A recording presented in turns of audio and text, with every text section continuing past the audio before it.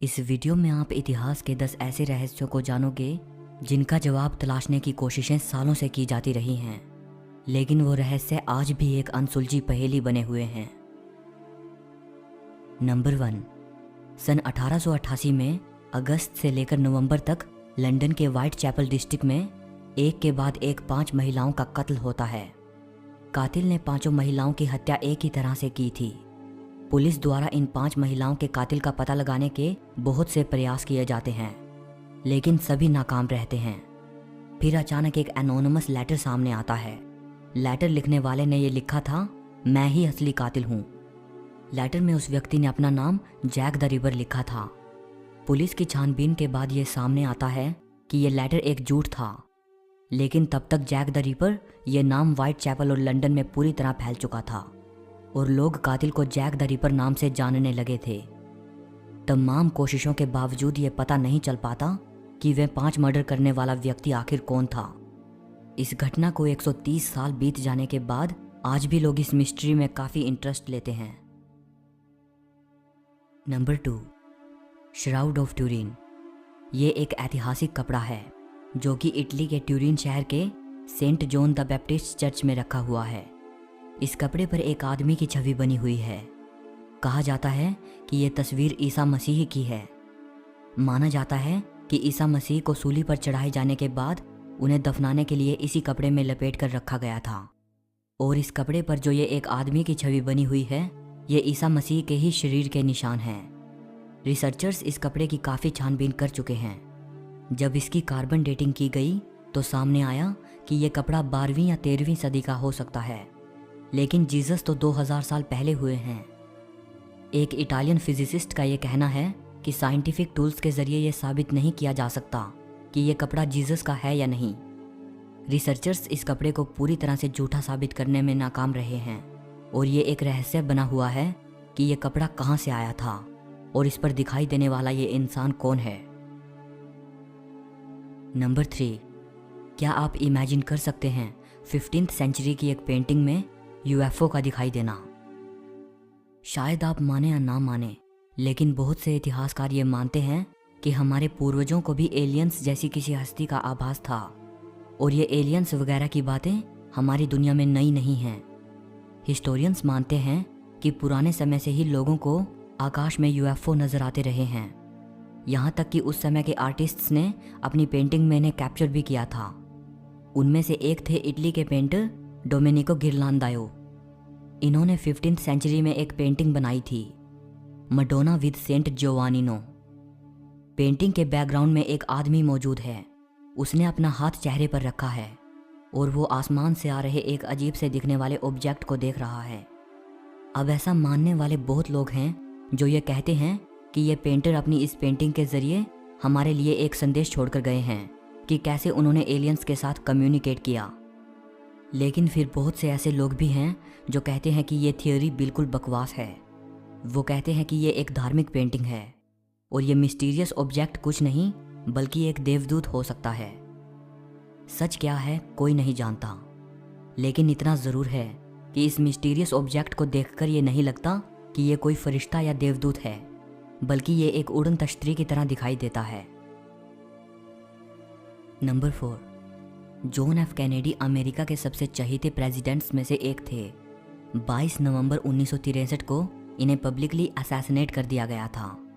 ली Harvey Oswald को John F Kennedy का कातिल माना जाता है, लेकिन उनकी हत्या को 57 साल बीत जाने के बाद आज भी बहुत लोग ये कहते हैं कि शायद Lee Harvey Oswald real killer नहीं थे, क्योंकि जिस वक्त प्रेसिडेंट कैनेडी को गोली मारी गई उस वक्त वो उनकी कार से बहुत दूर थे। लोग मानते हैं कि प्रेसिडेंट का हत्यारा कोई और व्यक्ति था और वो गोली चलाने के बाद वहाँ से फरार हो गया होगा। अब जो मिस्ट्री मैं बताने वाला हूँ वो एक महिला से जुड़ी हुई है। जब प्रेसिडेंट कैनेडी को गोली मारी गई उस वक्त उनकी कार के आसपास बहुत लोग मौजूद थे और मीडिया भी थी जिसने पूरी घटना को रिकॉर्ड किया था। जब एफबीआई प्रेसिडेंट की हत्या से जुड़े फोटोग्राफ्स देख रही थी तब उन्हें एक महिला नजर आती है जिसने हेड स्कार्फ पहना हुआ है, इसीलिए फोटोज में उसका चेहरा अच्छे से दिखाई नहीं देता। एफबीआई देखती है कि उस औरत के हाथ में शायद एक कैमरा है और वो उस घटना की तस्वीरें ले रही है। बाद में उस महिला को ढूंढने की बहुत कोशिशें की जाती हैं, लेकिन उसका कोई पता नहीं मिलता। फिर FBI उस औरत से अपील करती है कि वो जो कोई भी है सामने आए और जो भी तस्वीरें अपने कैमरा से उसने ली हैं वो हमें दे दे, ताकि केस में कुछ मदद मिल सके। लेकिन वो महिला सामने नहीं आती है। वो कौन थी कोई नहीं जानता। FBI को जिस बात ने हैरान किया वो ये कि घटना के दौरान उस महिला का बिहेवियर काफ़ी स्ट्रेंज था। लोगों को अपनी जान बचाने की पड़ी है, वो इधर उधर भाग रहे हैं और ये महिला बिना किसी फिक्र के फोटोज लेने में व्यस्त है। अब ये तो आज तक पता नहीं चल पाया कि ये औरत कौन थी, लेकिन इसको लेकर बहुत सारी थियोरीज सामने आई थी। एक थियोरी ये कहती है कि यही औरत असली कातिल हो सकती है और इसके हाथ में कैमरा नहीं बल्कि गन है। इस महिला का बाद में नाम पड़ा बबुश्का लेडी, क्योंकि इसने अपने सिर पर जो हेड स्कार्फ पहना था उसे आमतौर पर रशियन ग्रैंड मदर्स पहनती हैं और रशियन लैंग्वेज में ग्रैंड मदर को बबुश्का कहा जाता है। नंबर 5, अमेलिया एयरहार्ट एक अमेरिकन पायलट थी। अमेलिया पहली ऐसी महिला थी जिन्होंने अकेले हवाई जहाज में बैठकर अटलांटिक ओशन के ऊपर से उड़ान भरी थी। इन्होंने और भी बहुत से रिकॉर्ड्स बनाए थे और अपनी हवाई यात्राओं के बारे में बेस्ट सेलिंग किताबें भी लिखी थी। 1936 में अमेलिया पूरी दुनिया की हवाई यात्रा करने का प्लान बनाती हैं और जून 1937 में वो अपनी हवाई यात्रा शुरू करती हैं। 2 जुलाई 1937 को पैसिफिक ओशन के ऊपर से उड़ान भरते हुए अमेलिया का हवाई जहाज़ रहस्यमय तरीके से गायब हो जाता है। जहाज़ गायब होने के कुछ घंटे बाद ही अमेलिया और उनके हवाई जहाज़ को ढूंढने की कोशिशें शुरू हो जाती हैं, लेकिन अमेलिया और उनके हवाई जहाज़ का कुछ पता नहीं मिलता। अमेलिया को ढूंढने की हज़ारों नाकाम कोशिशों के बाद 5 जनवरी 1939 को उन्हें मरा हुआ घोषित कर दिया जाता है। इतना वक्त बीत जाने के बाद आज भी अमेलिया और उनके हवाई जहाज़ का अचानक गायब हो जाना एक रहस्य है। बहुत से अनुमान लोगों द्वारा लगाए जाते हैं, लेकिन कोई नहीं जानता कि अमेलिया और उनके हवाई जहाज़ के साथ क्या हुआ था। नंबर 6, भारत की प्राचीन सिंधु घाटी सभ्यता एक बेहद विकसित सिविलाइजेशन थी। 1920s में इस सिविलाइजेशन के 2 बड़े शहरों हड़प्पा और मोहनजोदारो की खोज हुई थी। माना जाता है कि इस सभ्यता की शुरुआत करीब 5000 साल पहले हुई थी। इस सभ्यता के लोग उस समय के हिसाब से काफ़ी आधुनिक थे। हड़प्पा और मोहनजोदारो से जो अवशेष मिले हैं उन्हें देखकर ये पता चलता है कि इन शहरों के लोग एक बेहतरीन जिंदगी जीना सीख चुके थे। ये लोग पकी हुई ईंटों के मकानों में रहते थे। इन शहरों में बड़े भवन, ऊंची इमारतें बनी हुई थी। घरों के गंदे पानी को निकालने के लिए ढकी हुई नालियां बना रखी थी और लोगों के नहाने के लिए बड़े हमाम बने हुए थे। अब एक सवाल जिसने इतिहासकारों को सालों से परेशान किया हुआ है वो ये कि कैसे इस बेहद विकसित और विशालकाय सभ्यता का अंत हो गया। सिंधु घाटी सभ्यता की खोज हुए 100 साल से भी ज़्यादा का समय बीत चुका है, लेकिन इसके विनाश का कारण आज भी एक हिस्टोरिकल पजल बना हुआ है। बहुत सारी थियोरीज दी जाती हैं। कुछ कहते हैं कि जलवायु परिवर्तन या बाढ़ ने सभ्यता को ख़त्म कर दिया। कुछ कहते हैं कि कोई महामारी फैली थी और कुछ मानते हैं कि यहाँ आर्यों ने हमला किया था। नंबर 7, रोंगो रोंगो स्क्रिप्ट नाम की एक प्राचीन भाषा है जिसे आर्कियोलॉजिस्ट्स सालों से डिकोड करने की कोशिश कर रहे हैं, लेकिन अभी तक नाकामी ही हाथ लगी है। अगर हम किसी प्राचीन भाषा को समझ पाते हैं तो इससे हमें अपनी प्राचीन दुनिया के बारे में काफ़ी बातें पता चल सकती हैं और इतिहास के कई रहस्यों से पर्दा उठ सकता है। रोंगो रोंगो स्क्रिप्ट को ईस्टर आइलैंड में 19th सेंचुरी के आखिर में डिस्कवर किया गया था।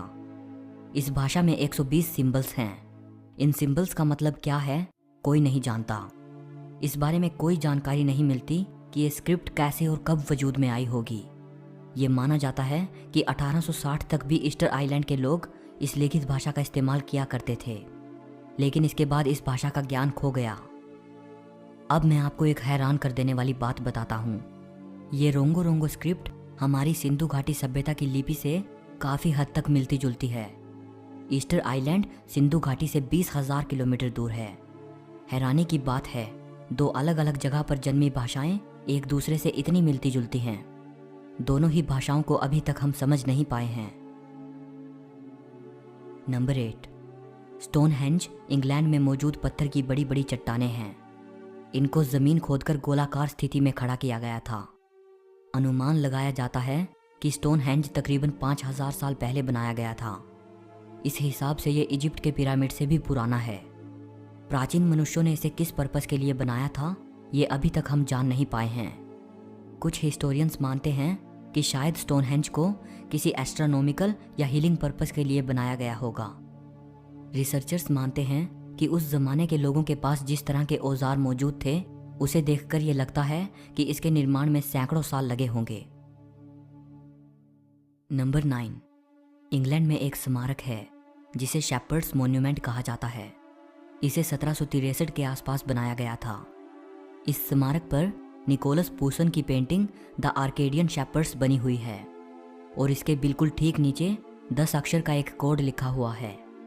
इस स्मारक और इस कोड को बने हुए 250 साल से ज़्यादा बीत चुके हैं, लेकिन आज तक कोई भी इस कोड को क्रैक नहीं कर सका।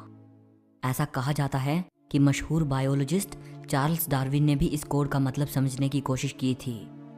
अगर आपने दा विंची कोड मूवी देखी है तो आपको होली ग्रेल के बारे में पता होगा।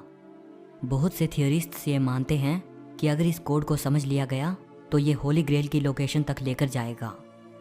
बहरहाल कुछ भी हो, 2 सदियां बीत जाने के बाद आज भी ये दुनिया का सबसे मशहूर कोड है जिसे डिकोड नहीं किया जा सका। नंबर 10, पेरू देश की राजधानी लीमा से 350 किलोमीटर दूर नाज़का रेगिस्तान है। इस रेगिस्तान में 80 किलोमीटर के एरिया में बेहद विचित्र और विशाल रेखाएं बनी हुई हैं। इन्हें नाज़का लाइंस कहा जाता है। इन रेखाओं को 2000 साल पहले बनाया गया था। इन रेखाओं में 800 स्ट्रेट लाइंस हैं, 300 ज्योमेट्रिक डिज़ाइंस हैं और 70 रेखाएं ऐसी हैं जिनमें जानवरों, पक्षियों और इंसानों की आकृतियां बनी हुई हैं।